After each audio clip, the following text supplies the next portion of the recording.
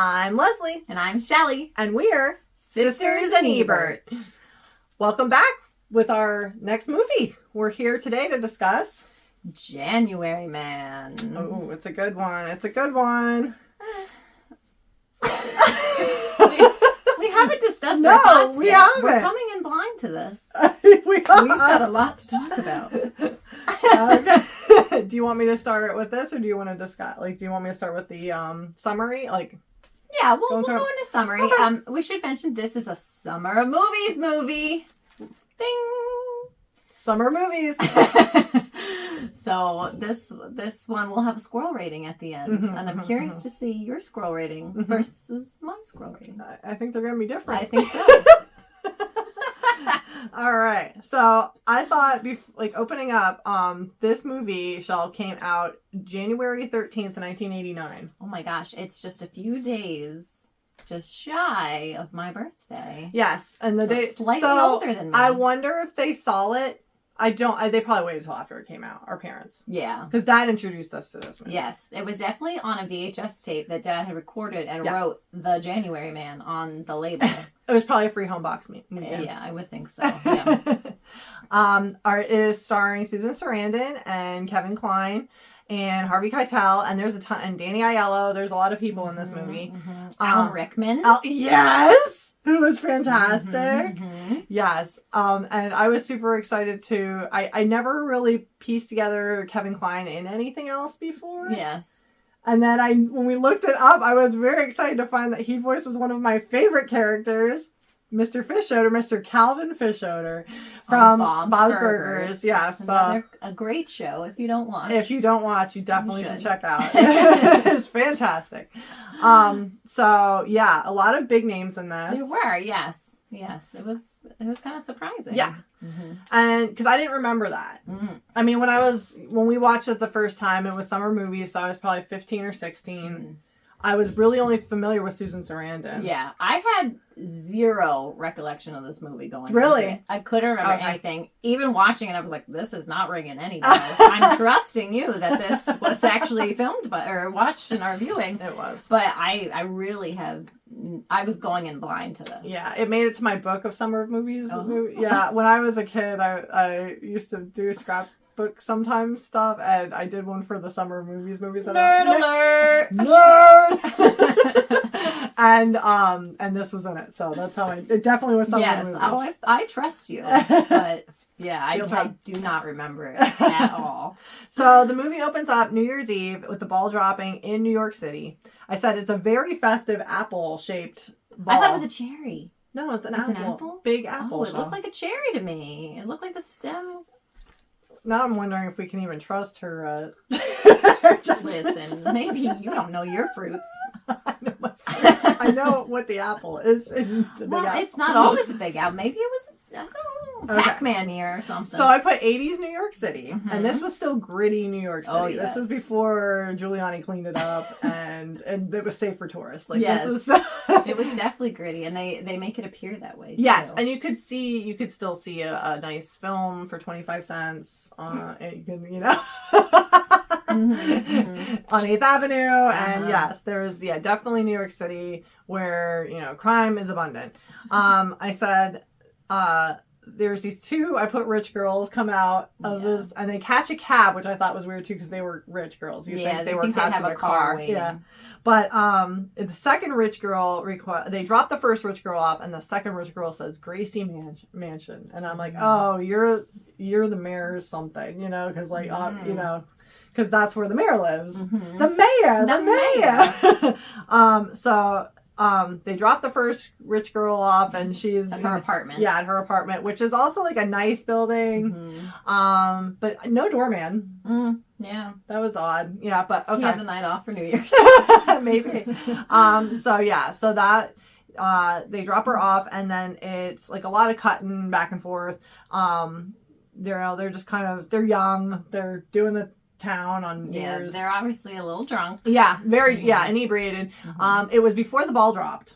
Yes. So they went home early. They called it early. Yeah, which is odd in your early 20s. That's your prime going out years, but whatevs. I guess if you got Gracie Mansion waiting for you. Yeah, then maybe you're expected to be home earlier. So I put first rich girl strangled as the ball drops from behind with a ribbon in front of her fish. I said by the cat burglar because if anybody watches The Simpsons, his sneakers. He had sneakers on for sneaking.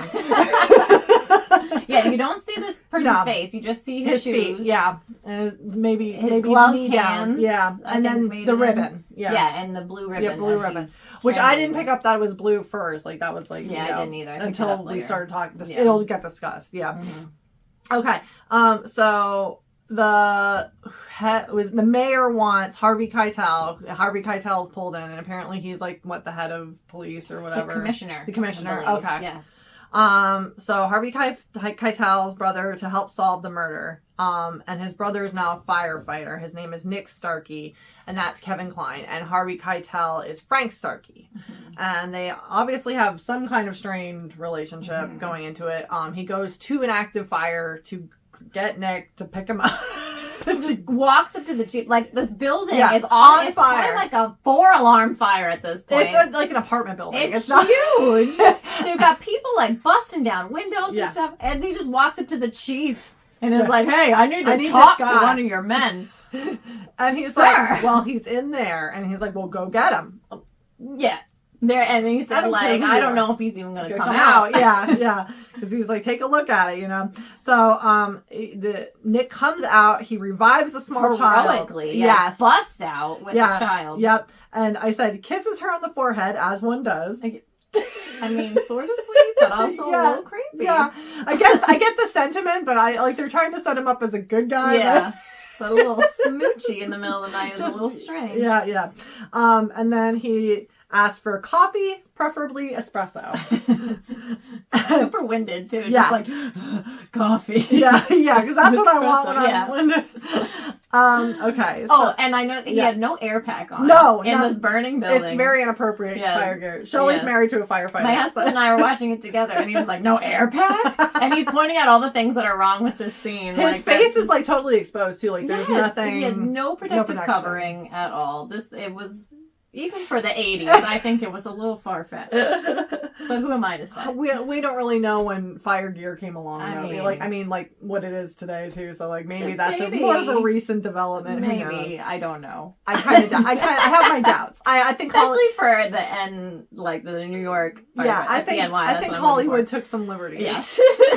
So Nick decides to come back as Frank, guilts him into it under one condition, and we find out later it's to cook dinner for Frank's wife, Christine.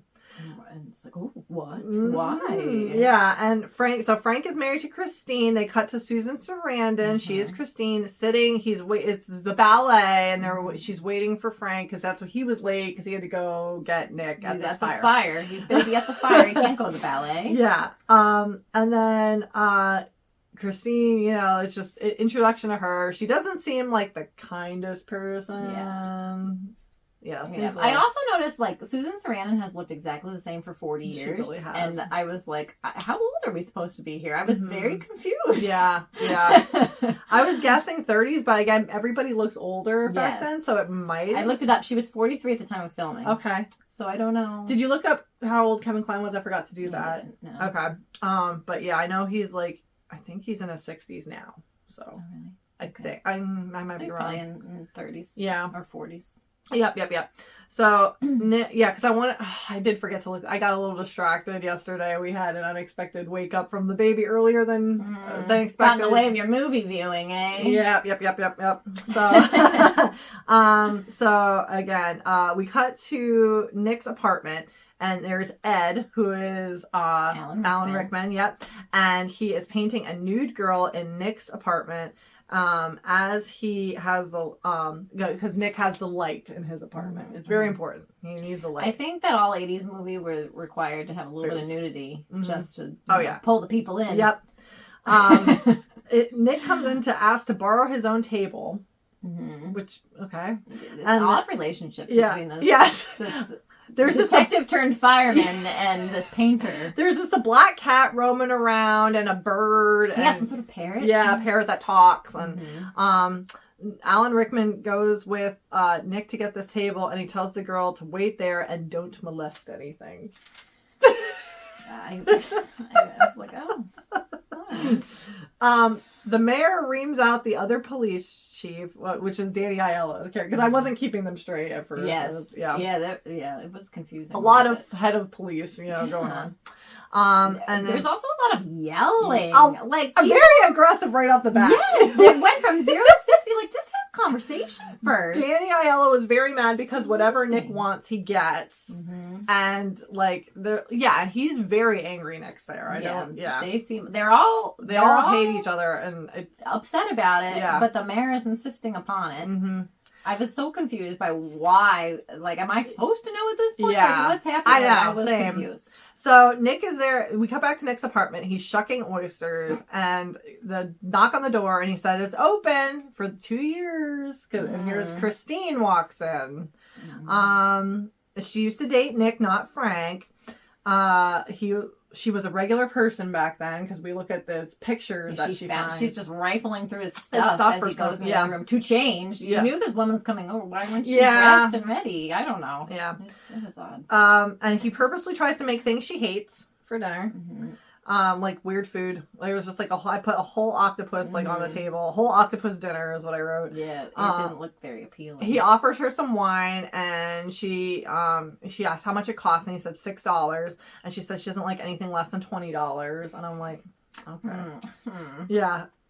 He said, "What if it's good?" And she's like, "It won't be." Yeah. And then she tastes it, and she's like, "I don't like it." Listen, I like me a $6 it seemed like bottle of wine. If I could find a $6 bottle of wine, I'd be a happy camper. In the clearance section. Yeah. So he was talking about how a fireman is a maniac's job, because he runs in the building when everybody, and how many movies has that been used in? Everybody else runs out and you run in. Nick is mad about Christine, but they're kind of all just talking around it again. We're not actually finding out any details about what obviously he still loves her, and she's got feelings too. Mm-hmm. She's her eyes are all watery, and she's her voice is quivery, and she's trying to get out of there. Yep. Yeah, she's trying to. They are not going to sleep together, which they didn't, but it seemed like they were going to. I was a little shocked when they didn't. Yeah. And then he asked about a canceled check to Frank.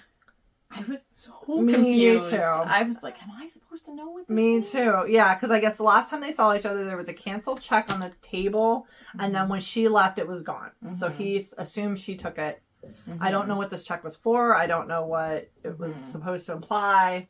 But so Frank is thrilled that Nick is back, and he looks ecstatic. He's telling, and he's just totally ticked off. Yeah, like deadpan face. Oh yeah, I'm thrilled. He's back. Yeah, this is great. Mm-hmm. Danny Aiello hates Nick. Nick hates Olsen's office, so he tries to put Nick in Olsen's office, and Nick hates Olsen's office because the light was bad. So they can't take Olsen's office. He took the big office down the hall. The other deputy informs them for Ed, and he's like, "Well, who's Ed?" Well, Ed has to have the light. He's the artist. Well, he's the painter, and he's like, "Well, it's already been painted. We're not painting any walls." He's like, "Not that kind of painter." Okay, so you got brought back on. Yeah. You were obviously disgraced of some account. You were let go of this job, had to change careers, and now you brought back, and you come with a painter. But they're begging him. He can. I know. I'm just so... I would kind of do that too, though. I don't understand. Okay. You could obviously tell that this deputy who is breaking all this news to Danny Aiello loved to watch his boss have to deal with ridiculous hassles. And I concur, because I could totally get that in the work setting. When you have to... When you just have a boss you don't really vibe with, and then they have to deal with something that's obviously giving them a hard time. Yeah, I love that. Yeah, all the other cops are just there check this out. Yep, watch what I'm going to tell him. He does Nick has an espresso machine and the black kitten in the office with Ed painting when they walk in. Mm-hmm. And the bird. And then he said to put Ed on the payroll as his assistant. And they need an NEC computer with Lotus Agenda. Ed can't use the bedneck, which is what they had. Whatever that is. Yeah. There's a lot of computer talk for 89. Yeah. It was very specific. I feel like you could just say, I need a computer. Yep. And everybody would be like, oh, yeah. But nope. Everything was top of the line, apparently.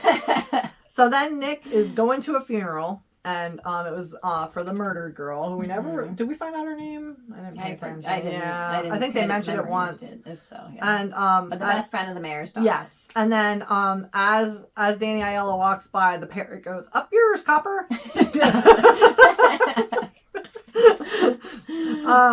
The mayor's daughter is at the funeral. And they don't really interact at the funeral, but they cuts to her ice skating then at the next scene, like Central Park-esque. He followed her down the street, and then she goes to ice skate after your best friend's funeral. Doesn't go to as the one luncheon. does. Yeah, that's what I said. As one does. I said ice skating after the funeral for some reason, and then he offers to buy her a hot chocolate, and she's having this existential crisis in the coffee shop. Yeah, like in 100 years, we'll all be gone. 100 years. I said the cups are the same brown orange design as our church water cups used to be. Do you remember that from when we were kids? No? Okay. The things you call back to. The water fountain cups. Yeah. So he propositions the mayor's daughter in the coffee shop. Sexually, and she says, like, "Okay, yeah, let's go to your apartment." They go, a hotel. Yeah, which even more. Okay, and then after they hook up, he takes her to the crime scene for some reason. Yep, he's like, "Well, we'll just keep going with this investigation. Yeah, I gotta show me around a little. Maybe you've been here. Let me take you to this active crime scene of your best friend. Yeah. This won't open any wounds." No. So I said that was odd to me. And then Bernadette stays at Nick's apartment for safety. Yeah, I'm so scared that I'm gonna be next. My home is supposedly safe, but everybody knows where I live. So just stay at this random man's apartment that you just met. He says he works for the police. You didn't get any identification. Yes. You're just trusting. Yeah, he could be the strangler. Yes. He has Ed take her to the apartment, and Ed's like smiling, like he knows something's up with those two. Yeah. And then Nick said to leave the record, like he's looking for the records for the case. And they're in room 202, and he said leave them there, and he goes to them. He surmises that the killer is good with locks, and in 7 of the murders, there were 11 total, which I didn't pick up that this was a serial thing until just then. I saw it in the newspapers in the beginning. They show like newspapers, and it's like 11 months of terror. I was writing then, so I might have looked down for a minute. Okay, so 11 total, and then he said that he's very smart, very good with locks, and that he uses a blue ribbon in each of the murders. So he's essentially trying to find when he's going to strike next. Right, and what the pattern is, if there is one. Yeah, looking for a pattern. Yeah. So he figures out when the next murder is supposed to occur. It'll be the 5th, which is the next day, and he's going by prime numbers. So the killer's done all the other numbers of the month, like each of the months. Up to 30. Yeah, because there's 12 possible prime numbers in any 31-day month. So the last possible number would be the 5th. Which is today's the 4th in the movie. So he's like, oh, well, tomorrow's going to be... Yeah. So yeah, the 5th is next. I put it went in the order of the 1st, the 2nd, the 3rd, then it jumps to the 7th, 11th, 13th, 17th, 19th, 23, 29, and 31. So I don't know if they put them. It seemed like they were putting them in order by the month. So he skipped 5 for whatever reason and just went. Just to throw him off the scent. Yeah. And it was working. Yep, because they couldn't figure it out. No. But he comes in and looks at it for 10 minutes and is like, I got it. Yep. He knew it right away. So, Keitel, I put fights and yells easily. They're like just having a discussion between Nick and Frank, and they're just like screaming at each other on the street for no reason. Like, what happened? Excuse me. But that's what it was. Can you imagine walking by them on the street like, oh, I know. I call the police because these guys are going to fight in a minute. Maybe that was just the 80s in New York. I mean, we weren't there. We don't know. There, yeah. And then they said that their mother loved Nick more than Frank because they were talking about the serial killer's mother, and I don't know how they came to that idea. Yeah. Whatever. That just got lost in translation, and they were like, "Oh, we'll just skip over that then. We don't need any more to talk about this." Just that they hate each other a little more. Christine shows up at Nick's apartment with wine, and Bernadette answers the door. In a t-shirt that she happened to borrow. Yeah, so there was just, an awkward, I guess, Christine recognized her. Yeah, they had met before. Yeah. And Bernadette seemed to be enjoying it a little bit. She was, yeah. She was obviously, Christine was flustered. She was flustered and uncomfortable. Like, you could tell. She obviously felt stupid then for bringing the wine. Like, she was like, oh, maybe he's not into it anymore. Right. And I put, there's a lot of angry cops in charge. Maybe the last murder, because it's the last prime number. That's what they were thinking, too, that it might be the last one. And the guy might be done after this.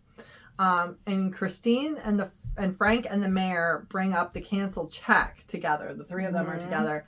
And that Nick said about, but they don't really... They said that it'll get traced back to the mayor. Yeah. So basically there's some sort of corruption going on. We don't understand know. it. And Harvey Keitel doesn't seem to let anything out about it either, does he? He's just tight-lipped, but you can, I think he was definitely part of it, because it was a canceled check to him. Okay, from the mayor, probably. Or opposite. I don't know who wrote to who, but it was canceled to something. Okay. So somewhere someone's embezzling or doing something. My notes weren't the best at this part. It was confusing, though, too. Yeah, it is, because they didn't really ever go into it. I looked it up afterwards. I'm like, am I missing something? Okay, maybe you can explain. No, there wasn't. So I put, cut to another rich lady coming home. I'm like, oh no, here it goes And I again. said she has a crappy chain lock on her door. Oh. It's not like a good, deadbolt. It's like one of those, she's not that ritzy then. No. Not fitting the pattern. No. Important. And she is strangled from behind, really kicking, because she's just up in the air, legs I thought she was going to get away. Yeah, and then the killer smokes a cigarette and jumps out of the window, and he lands on the awning with a blue ribbon attached to his hand. Yeah, and that's on the 4th. That day. Yeah, January 4th, this guy jumps out the window after strangling this girl. Right. So Frank didn't need Sherlock Holmes after all. Oh, yeah. I guess I don't need this. That solves that. But the guy... On the street while there's this dead killer just hanging there and... tons of people around just gawking at it. And the guy just still, he still killed somebody and everybody's just like, what? What? We solved the crime. Yep, it's over now. He took care of himself. It's not like they stopped him from killing somebody. The problem is that's what I said. He still killed somebody else. So the mayor is ticked that his daughter is sleeping with Nick because Christine lets it slip, right? Yeah. And so he's all... And she was there. She rolled up with... Right. With yeah. So, well, they were talking that Bernadette is the daughter, and she's only 23. They don't reveal how old Nick is, but probably older, 30s. Yeah. Maybe 40, yeah. And then Nick, though, feels this is a copycat murder. He doesn't feel like it's fitting any of the pattern. Frank, the seasoned cop, feels this is open and shut. Yeah, the police commissioner is... It's a done deal. Just leaves the scene. And I just put biased eye roll. Because I'm like, he's so biased. Yes. But Nick wants to go and see the crime scene. They're just like, whatever. We'll just leave. Take it out. Yep. But so he wants to go see it. And they're about to walk in and he just slaps the dead guy's hand. Out of the way. It's like, okay, this is still a crime scene. Exactly. We shouldn't be touching the evidence. And it seems though like they're just gonna let it go. Yeah. They're not really gonna investigate. Just throw this guy in a body bag. We see what happens. Yep. Open and shut.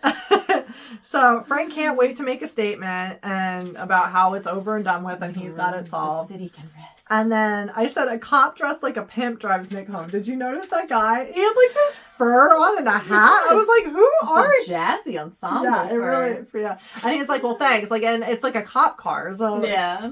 Maybe he was undercover earlier. I don't know.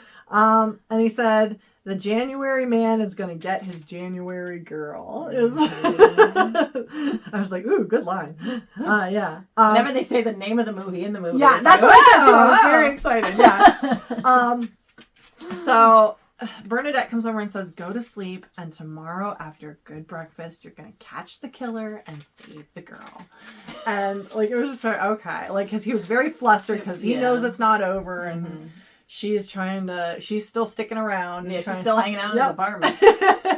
So Ed and Bernadette and Nick go to the planetarium.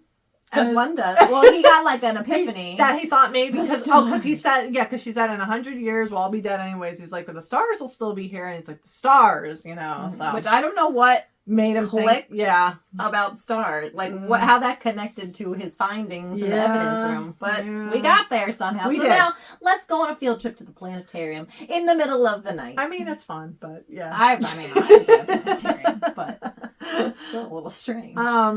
Who is it, Frank or Danny? I can't remember which one Frank doesn't want Nick anywhere near like any type of civil service work. It seems like even the fire department. Yeah, they're like, to go you're back. gonna resign. You're gonna get the worst, like jobs. If you stick around, we're gonna give you all the crap work and stuff like that. And I put that there's a creepy naked mannequin art in the apartment. Did you notice that? I was like, ooh, why is that just there? Yeah, well, they had to hit their nudity quota. So. I guess mannequin boobs. They count. They count. Ed makes a neck device to block a strangling. It's like a brace almost, but it's hard. It's hard. He knocked on it. Yep. And I said, thank goodness turtlenecs were in. Because how else would you get away with it? Yeah, it came up so high. It's like, well, it had to, Shell. Well, I know they're trying to catch a strangler, so they're gonna put a decoy in. I get it, but I'll send you in with one up to here and see it. And she's like, it's sticking in down here. Yeah, he's like, I'll put some tape on it. I said, old computers are magic. Because this computer could do everything. Oh my gosh. I couldn't even get a computer today to do this. And it was lightning fast. Mm-hmm. Yeah.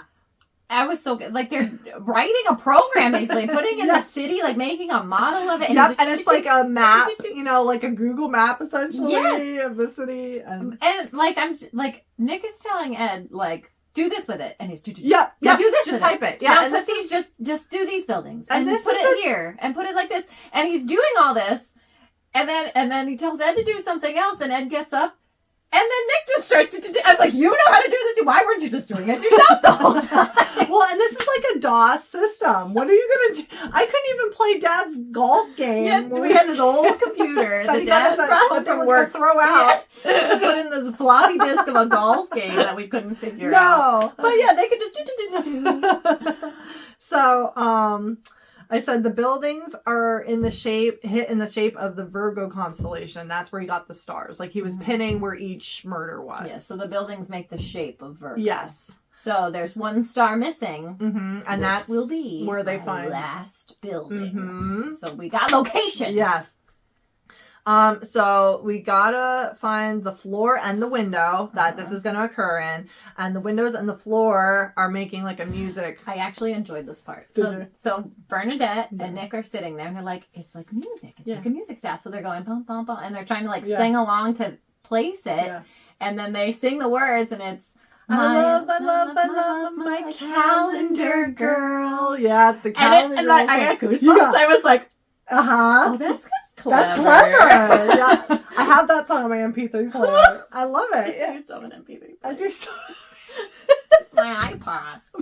I wish I had an iPod. I can't afford an iPod. I can't afford an iPod. I got my MP3 player. So it's the Calendar Girl song. I said I can't read music, but I know like the notes were going in one and then they dropped. Yes. So, like, I can do that. So they figure out it's going to be the 16th floor of the missing star building. And luckily, only 2 girls live on that floor with windows facing the front, and one is currently visiting Disney World. Per Ed. Alan Rickman. And Ed, Bernadette, and Nick, they take watch they're kind of staking out where you would enter this apartment. Yeah, so we didn't mention, so he tried to get help from the police. Yeah. And they were like, no, you can't have anything. You have no backup. Nope. Good luck. Yep. So, because you're not getting anything because we believe this is closed. Yeah. The case is closed. Yeah, so he's like, well, I'll just take matters into my own hands. I wish more people would start taking the law in their own okay. Yeah, so they are going to take watch. They're going to take 30-minute shifts, and from this random maintenance room that just has to be right across from the apartment. It's the stairwell. No, it said maintenance on it. Oh, did it? It's a maintenance closet. I thought with a window in the door. So they could sit there and look right out at the apartment they need to see. I was thinking it was a fire door with like because I know that there was some maintenance stuff there, but sometimes you can kind of convenient closet. It was. So where was I going? Okay, so if it's the guy, they're going to let him go in, and if it's the woman, they intercept her. So Bernadette Bernadette starts to take watch, and then Nick asks Ed what's for dinner, and he pulls out Pringles, Dunkin' Donuts, wine, 3 glasses, and a bakery box. And Nick says nothing edible. It's like, but I'm like, should we be drinking when we're standing? Right, I was like, you gotta have your wits about you. We're trying to catch a killer here. Yeah, let's be on high alert. Let's get a little sloshed. So they end up in, the guy shows up, and Nick just looks out and says, prime number, Virgo, calendar girl. I had my doubts. Yeah. So even he wasn't sure. Yeah. Yeah, the guy showed up and breaks in. The killer's picking that lock. Yep. He gets right in. Yep. No problem. And, let's see. Oh, yeah. And they asked why they can't take it. Ed asked, why don't you just get him now? And he said, we can't take him down now. It would only be breaking and entering. But I'm pretty sure you could prove this somehow. Maybe. Who knows? I don't know. I don't know either. You never know with loopholes and everything. Yes.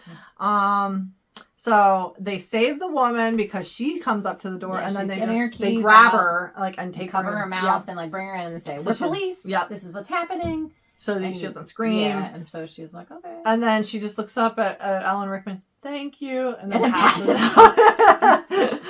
Yeah, and So then they get out their neck device. Yeah, slap it on Bernadette. Ed, don't follow Nick. Nick says, don't follow me, and he's like, you got it. I'm an artist. I'll watch the women.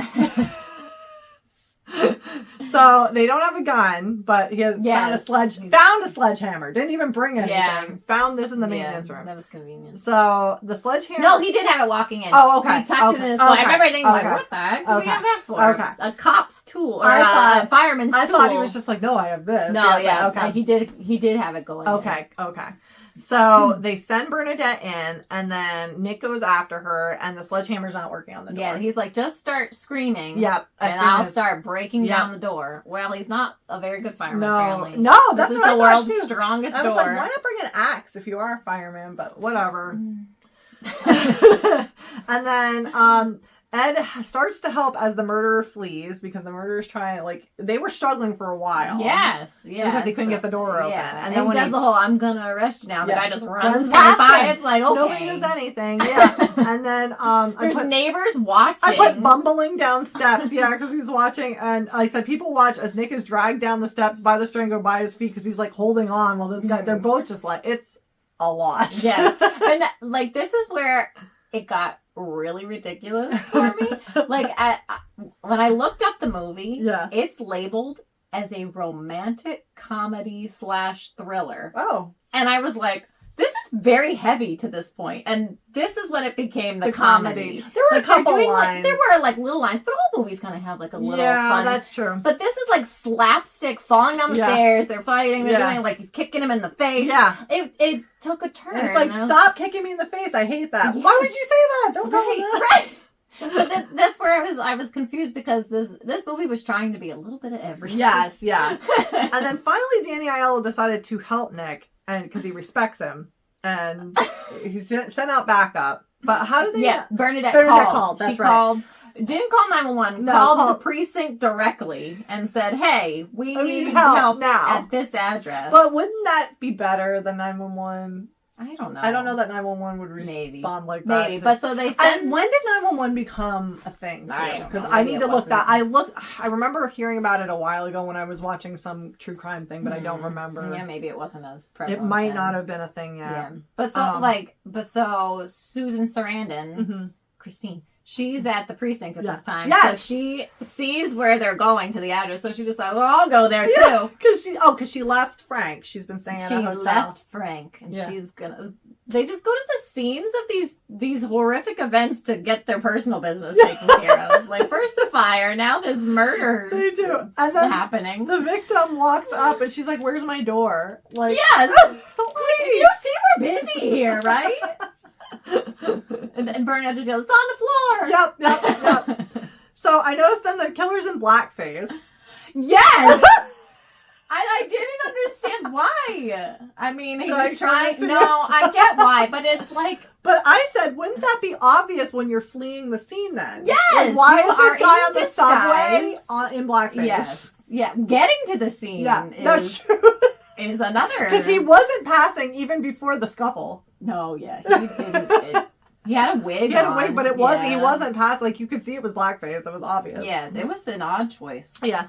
So the cops show up finally, and the original suspect that they thought, like, was the murderer who committed suicide, they reveal they just got it in that he was let out of the loony bin 3 days prior after being there for 2 years. So he couldn't have done the other 11 murders. And they were like, oh. No. But we made a mistake. Let's make all these announcements before we even do our due diligence. And, you know, we announce to the public this is case closed. So, okay, the Nick finally comes out with the guy. He's rolled up in a carpet. No cops go in, even though they've been there for a good 5 minutes at this point. Yeah, he just carries him out on his shoulder and just throws him down. Yep, and he's like, here. And then he says, like, as we were revisiting the beginning, cup of coffee, preferably espresso. Mm-hmm. And then he said, well, who is this guy? And he said, the guy was a nobody. But I'm like, well, aren't most killers nobodies before they get caught? Yes. Like, where has there ever been a famous person serial killer? You know what I mean? Like, well, I was waiting then for, like, a twist, like, when they wiped off the black face. Was it going to be someone we recognize? Oh. But nope, it wasn't. No, it was just a nobody. That's why I thought he's a nobody. And then I was like, oh, no. Okay.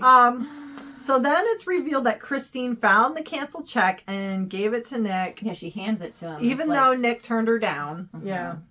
Yeah, don't say I never gave you anything. Yeah. And then she looks at Bernadette. Good luck, Bernadette. You know, I'm like, she's like, oh, okay. Yeah. Yeah. So Ed is going to go home to make some original art. He quits. He quits the police force that he's been employed on for 2 days. If that. Yeah. And then Nick is going to make Bernadette haggis. And Bernadette is game to try the weird food that Nick creates. So they're like the perfect couple, even though there's a large age gap. And they're not shy about the large age gap. They're like, well, how old are you again? That's brought up a couple times. Would never try the haggis with him. No, absolutely not. So I put a couple. And then it just says the end. The end. It just ends. I put the end. After she was like, yeah, sounds good. Very abrupt. Yeah. So I noticed, just out of the corner of my eye, because I wasn't even looking at the credits, but I looked up at the right time, Danny Aiello III was a stunt player. Yeah, it said. Oh. So, and I looked it up. He is the son of Danny Aiello. Okay. And then I put, Kevin Kline's Mr. Fisher. Bernadette was also in The Perfect Storm and Scarface. Oh, okay. Yeah, which now that they say it, familiar, but I wasn't getting it either. And then Harvey Keitel's been in everything. Taxi Driver, Pulp Fiction. Sarandon, she's been in everything. Yep, I didn't even put her down. Yep. She's been in. Oh, did you know Harvey Keitel was in Monkey Trouble? He was the bad guy in Monkey Trouble. To be continued. Yeah. And I put so many movies. Danny Aiello is from Moonstruck, Godfathers 1 and 2, and Lucky Slevin. And then Detective Riley, whose name is Bill Cobbs, because he's the one who showed up when the first guy killed himself. And he was in Air Bud, and then First Kid, and The Night at the Museums, which to be continued with that too. But my question, was the scandal ever explained from 2 years ago between Nick, Christine, the mayor, and Frank? I Googled it. Because I was like, I missed something. I'm sure of it. They never go back to it. It's very hard to even find a description of this movie online. Really? It's an obscure movie. Yes. But I like it. Because I was like, is this like a big movie that I'm just not understanding? It did not have good ratings. Really? Well, and even Siskel and Ebert, our dear friends, destroyed it. Hated they hated a lot of things. They did. But I don't agree with that. But I agreed with what they said. They said this movie is going in too many different directions. It's not locking down on one thing. It's trying to be too many things. And that's like a romantic comedy thriller. That's a lot of things. You don't often see those together. It was very confusing. This was not my favorite. It felt cheesy, and I don't know if it's just I have a high expectation for thrillers. Like, I enjoy a good thriller, a good twist. And that I had moments of that, like with the Calendar Girl and like piecing together when I look past the I get that too. I like skills. It. I love a thriller movie. Yes. But I did like that it was kind of simple. And it was, I like that sometimes. Like, it's an 80, like, I think too, when I remember when Dad showed it to us, I liked it because it was after he had just shown us a bunch of heavy, you have to really pay attention movies. So it was easy to follow. And this, I could like, zone out and be good, well, you know? Not this time around, though, because I was not tracking a lot of things. I was like, what? But so like, how was 12-year-old me going to be able to follow Yeah, I felt it was light, and I liked, like, for a thriller, it was light. And I like that, and everything's tied up in a neat little package. It did. It wrapped up nicely. There was no question mark at the end. Except for the scandal. Well, yeah. Well, and I was wondering, too, like, are we going to see them down the line? Like, before the end popped up on the screen, I was thinking, like, oh, will it fast forward a little bit? Like, is he staying on the police force? Is he going back to the fire department? Yeah.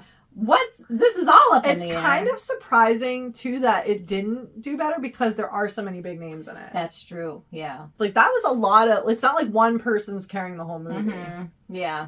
Yeah, it was odd. I did like it. I love this movie. I bought this movie. I have this on DVD. Yeah. Shush.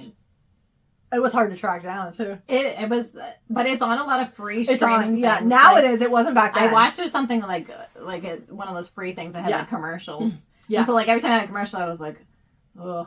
If I wasn't watching it for this reason, I would have bowed out. I would have. No! I would have. Sully! The beginning was not hooking me. No! I did until we got to the thriller part of it. I was not into it. Oh, bummer, Summer. And obviously because I have no recollection of this, the squirrel count through the roof. Like a squirrel zoo. Yeah. Looking out the window that day because I don't remember anything. And I remember liking this movie, and that's why I tracked it as an adult. And even 10 years ago when I bought the DVD, it was hard to find the DVD. I had to buy it on eBay. Good old eBay. Good old eBay. But yeah, I'm unfortunately giving this about 47 squirrels. I give maybe this 50. 3 squirrels. Okay. I loved it. I just didn't like watching uncomfortably nude scenes with my parents. Oh my gosh. And it was in so many movies. And then we were there. That's when the squirrels came up. What they showed didn't have to be in it. No! It's very... Even between Bernadette and Nick. Yes, it had nothing to do with the storyline. Yeah, so, not my favorite. Sorry. And you were like, you're going to love it. I did. I thought she was going to like it. I thought it was going to be a redemption. My husband fell asleep 15 minutes Your husband falls asleep in everything, and he does. So, like, I'm not... But I thought, like, fireman's going to rein him in. Nope. He was out.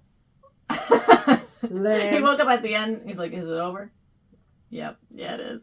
And I said, you didn't miss that much. My husband sat down and was like, this seems like a good movie. I'm like, it is. You're like, it's great. Yeah. And he was like enjoying it. So obviously we have very different tastes in movies. Even though we were introduced at the same time to this film. We do. Yeah. But again, that's kind of us in a nutshell, too. We're different. Yeah. We have a lot of similarities, but a lot of differences, That's too. True. That is true. Is there anything more you'd like to add on this one? Nope. I'm good. I'm good with the January Man. No more. No sequels to this one, thank goodness. Oh. The February Man does not exist. But thank you for joining us for another walk down memory lane. And again, sorry if there was any spoilers, but this movie is over 30 years old. Yeah, if you haven't seen it yet, I don't think you're going to. You should watch it now, though, it's and good. see if you agree with me or with Leslie. And tell us in the comments who was right. We'll see you at the movies.